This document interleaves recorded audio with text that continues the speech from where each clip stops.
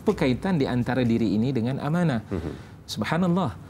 Banyak ayat suci Al-Quranul Karim yang menceritakan tentang soal tersebut. Di antaranya Allah menyebut, innallaha ya'murukum an tu'addul amanati ila ahliha wa idza hakamtum bainan nasi an tahkumu bil adl.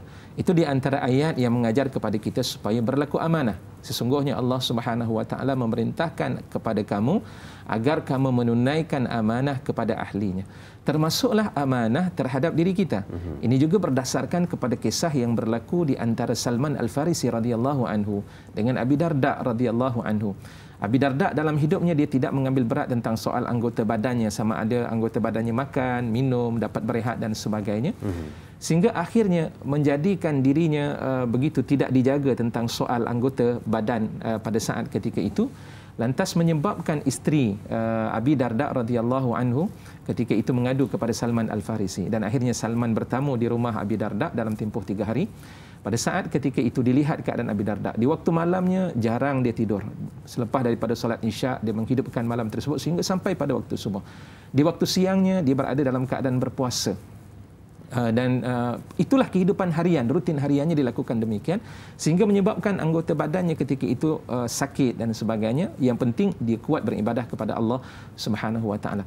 Lantaran daripada itu, Salman Al-Farisi mengingatkan, saya nak cuba untuk meringkaskan hadis tersebut. Salman Al-Farisi mengingatkan kepada Abi Darda radhiyallahu anhu, wahai Abi Darda, apakah kamu tidak tahu bahawa Nabi sallallahu alaihi wasallam bersabda, inna li rabbika 'alaika haqqan wa li nafsika 'alaika haqqan wa li ahlika 'alaika haqqan fa'ti kulladzi haqqin haqqah. Sesungguhnya bagi Tuhan kamu itu ada hak amanah yang perlu kamu laksanakan. Dan bagi ahli keluarga kamu, bagi diri kamu itu juga ada hak dan amanah yang Allah Subhanahu wa taala telah berikan kepada diri kamu. Dan begitu juga bagi ahli keluarga kamu juga ada hak dan tanggungjawab serta amanah yang Allah Subhanahu wa taala telah bebankan kepada kamu. Maka berikanlah setiap hak itu mengikut hak-hak yang telah ditetapkan oleh Allah Subhanahu wa taala.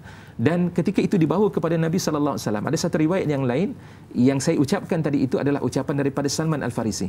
Dan kemudian dibawa kepada Nabi sallallahu alaihi wasallam hal tersebut.